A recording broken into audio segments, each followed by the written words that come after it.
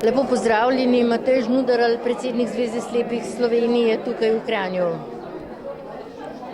Dober dan. Če se lahko malo obrneva na probleme, ki jih imamo vsi, da bo končno nekje po 20 letih zakon o dolgotrajni oskrbi zagledal luč sveta. Kako daleč je sedaj ta zakon? Zakon o dolgotrajni oskrbi je bil lani sprejet, vendar pa ni opredelil storitev dolgotrajne oskrbe natančno, niti ni opredelil kriterijev za vstopni prag. Ti so prepuščeni pravilnikom, ki so bili letos razgrnjeni. Mi smo z obžalovanjem ugotavljali, da slepi ne bomo prišli skozi to sito v dolgotrajno oskrbo, zato je bilo zelo važno, da smo lani ohranili dodatek za pomoč in postrežbo v zakonu o pokojninskem in invalidskem zavarovanju. Kje se pravzaprav še zatika poleg pri dodatku za pomoč in postrežbo po vašem, ko ste spremljali ta zakon? Tu je več ambicij politike.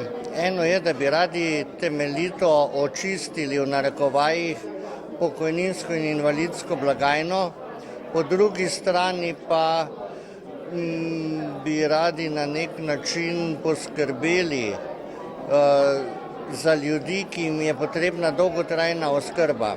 Mi pa ves čas opozarjamo, da slepi ne potrebujemo oskrbe, potrebujemo pa različne oblike prilagajanj, prilagoditev in pa pomoči. Če pa se sedaj obrneva še na en drug problem, veliko problemov je sedaj, ko agrarna skupnost nekje v zvezi s temi zemljišči in eno izmed zemljišč je tudi dom na Okroglem. Tu se pogovarjamo, gre namreč za 9 hektarjev gozdov in njiv, ki jih je sklad gozdnih in kmetijskih zemljišč leta 2015 zahteval oziroma stožil s pomočjo sodišča. Mi pa si prizadevamo, da bi posestvo Okroglo ostalo v celoti v lasti Zveze društva slepih in slabovidnih.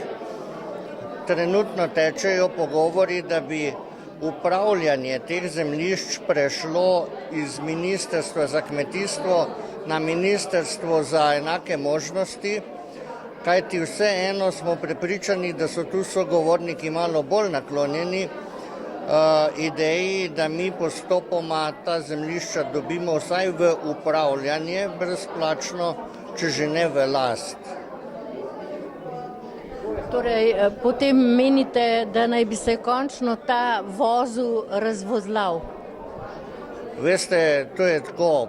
Politiki že 4 leta, kar sem predsednik, obljubljajo, da je to vsekakor pošteno in pravično, da mi dobimo zemljišča nazaj, vendar nihče ne potegne odločilne poteze, kako bi se to zgodilo. Država nažalost ne more kar enostavno predati fizični osebi nekaj, kar ima v lasti, ampak če bi se našla prava volja in naredili neki ustrezni koraki, jaz še vedno upam, da nam bo uspelo te hektare dobiti nazaj. In kako ocenjujete današnji občni zbor glede na to, da ste prisotni verjetno kar na velikih občnih zborih po Sloveniji, ki potekajo prav v mesecu marcu, februarju? Jaz moram reči, da seveda z velikim zanimanjem spremljam dogajanje v društvih. Tu se je v Kranju lepo pokazalo, kako ste uspeli odlično speljati lansko leto kljub vsem težavam, tako da je bilo ravno dovolj denarja, oziroma da denar, drugače moram reči, ki je bil na razpolago, se je tudi v resnici porabil za namen, za katerega je bil pridobljen. Tako da lahko samo čestitam delu kranjskega oziroma gorenjskega društva in upam, da boste tako tudi nadaljevali. Zahvaljujem se vam za tale pogovor in vam želim še veliko uspehov pri vašem poslanstvu predsednika. Hvala lepa tudi vam. Kako poteka pravzaprav vaše delo v društvu, sicer pa zadnji 2 leti nas je zadela tale epidemija, pandemija in kako ste potem usklajevali vse skupaj? Prvo, bom rekel, nas je presenetilo takrat, marca 2020, z vsem zaporom, z vsem prepovedi pa tako naprej.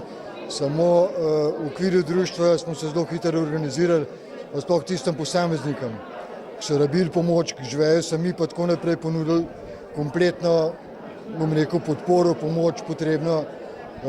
Dejansko do zastoja sploh pri nobenem programu ni prišlo. Je pa res upoštevanje vseh pogojev, kriterijev, od prevozov, spremstv, to je bilo nekaj posebenega. Pa ne samo za nas, ampak kamorkoli smo se obrnili, zmeraj sta po 2 prišla, nam je samo po 1. Marsikaj zdaj spremenjeno. Na srečo, bom pa rekel, pa med članstvom pa ni bilo ene panike, ali pa da bi se zaradi tega še bolj zapirali. Tako da, ja, obe 2 leti, bom rekel, smo vse programe izvajali, res da malenkost okrnjeno, sploh na področju športa, ker tam je le druženje bolj množično in ne moramo drugače delati, dočim, kar je bilo pa usposabljeno, pa tega pa pač prilagojeno. Manj ljudi, upoštevanje vseh ukrepov in je kar šlo. In koliko je bilo takih, ki so potrebovali to pomoč v času covida na samem medobčinskem društvu slepih in slabovidnih v Kranju? Ja, glede na spremstvo, pa na tiste, ki so jo nudili socialne pomoči, pa dovoz hrane, pa prevozi do zdravnikov, pa tako naprej, je bilo okrog 80. To je bilo zelo različno, ker na začetku so se še nekako, bom rekel, držali tistega, da je pač ne rabijo ali pa karkoli, samo že ta prvo let, pa sploh lansko leto, je bil pač tako dolgo obdobje, da se je tega zmeraj več pojavljalo. In organizirati spremstvo, pa prevoze ustrezne, ni bilo tako enostavno. In to gre zahvala, bom rekel, tistim, ki to organizirajo, to je naš poslovni sekretar, z vso trudom, z vso pomočjo. Je pa res, tudi spremljevalci so bili izpostavljeni temu, naj samo rekel, virusu ali pa karkoli, vsa previdnost na srečo, kar je meni znano, pa tudi na društvu nimamo podatkov, da bi kdorkoli od naših članov huje zbolel. Smo jih pa tudi toliko zaveščali, da smo rekli, kdorkoli bi bil pozitiven na testiranju ali pa karkoli, naj takoj obvesti. Upajmo, da se ta COVID končno nekje poslovi in da bomo lahko bolj sproščeno živeli in vsi, ki delate v društvu in seveda tudi člani. Hvala za pogovor. Hvala lepa.